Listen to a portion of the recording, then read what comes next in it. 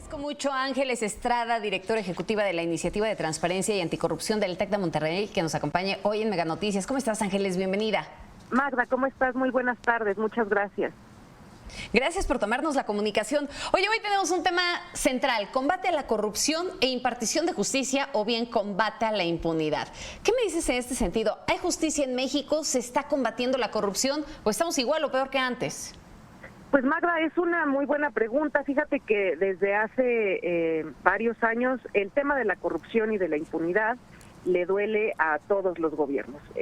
No lo voy a circunscribir a algún partido político, porque hemos visto que es una situación con la que todos los gobiernos batallan cada 6 años, sin importar el tinte del partido del que provenga el Ejecutivo.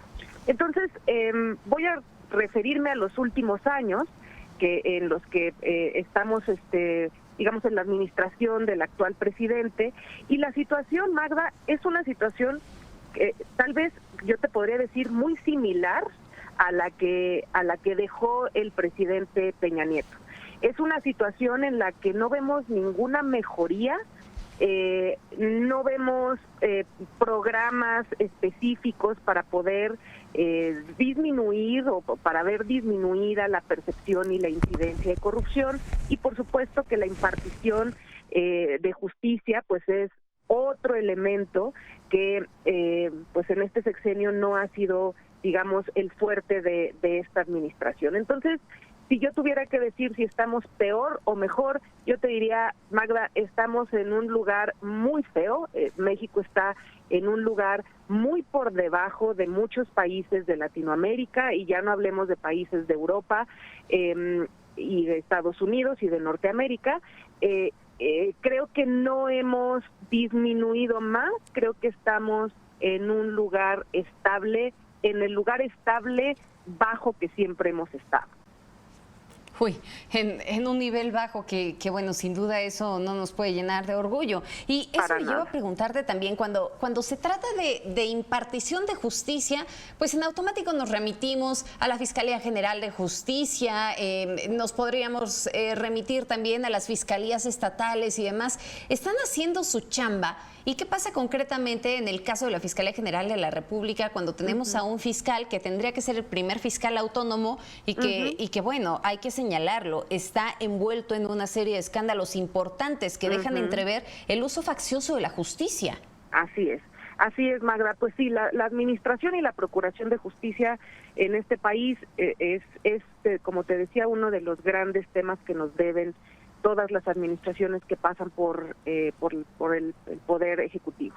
En este caso, llama mucho la atención que el fiscal, que como tú bien señalas, es la primera vez que esta figura, antes era un procurador que dependía de alguna forma del Ejecutivo, y por eso se creó una fiscalía autónoma en donde parecía que entonces, a partir de eso, el fiscal iba a poder iniciar procedimientos de investigación en contra, imagínate, de servidores públicos, de gente que muy probablemente el fiscal o la fiscal conozcan porque son aliados políticos o porque fueron servidores públicos en el mismo lugar en algún momento de su servicio, pero la figura del fiscal tiene esa autonomía atrás, ¿no? Que no va a haber ningún tipo de digamos, de subjetividad a la hora de iniciar o no iniciar una investigación. Y lo que hemos visto es todo lo contrario. Hemos visto cómo el Ejecutivo utiliza no solamente a la Fiscalía, Magda, utiliza también a la Unidad de Inteligencia Financiera y a otras áreas, a la Secretaría de Hacienda, al SAT, las utiliza para sus venganzas políticas, y es evidente para todos los que estamos recibiendo, digamos, esta información, es evidente que para eso se usa. Ahora, no es la primera vez, no quisiera asegurar que esto sucede nada más con la presidencia de López Obrador, de ninguna forma. Estas oficinas y agencias siempre se han utilizado para venganzas políticas. Lo que llama también la atención es, como tú dices, la figura del fiscal.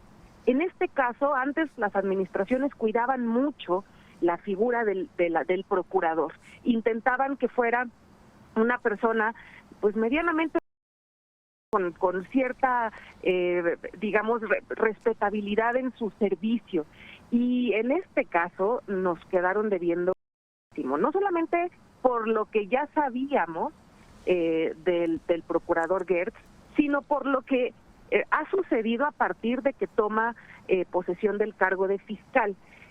Son una serie de cosas, Magda, que hacen cuestionar no solamente su digamos, su servicio como un funcionario, sino su integridad personal. Y eso se contrapone directamente con los principios que nosotros, los ciudadanos, y que la Constitución exige de un servidor público.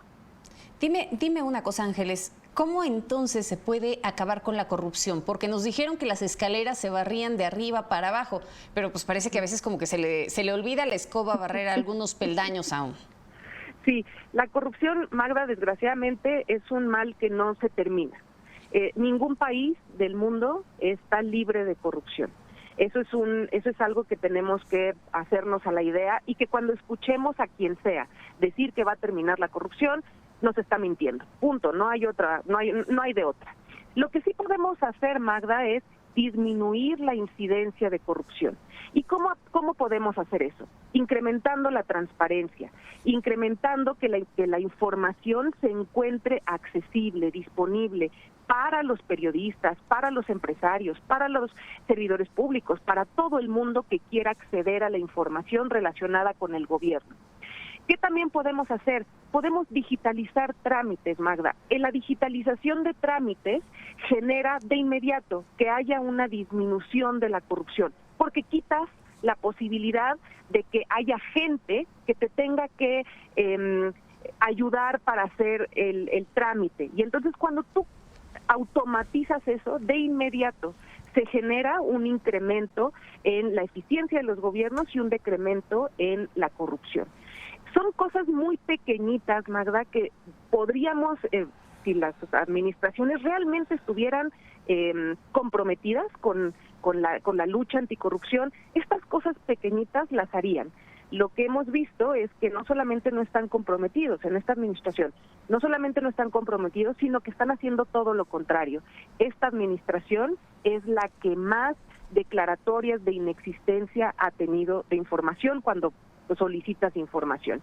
Es la administración en donde más recursos de inconformidad de los ciudadanos se tienen en el momento en el que solicitan información.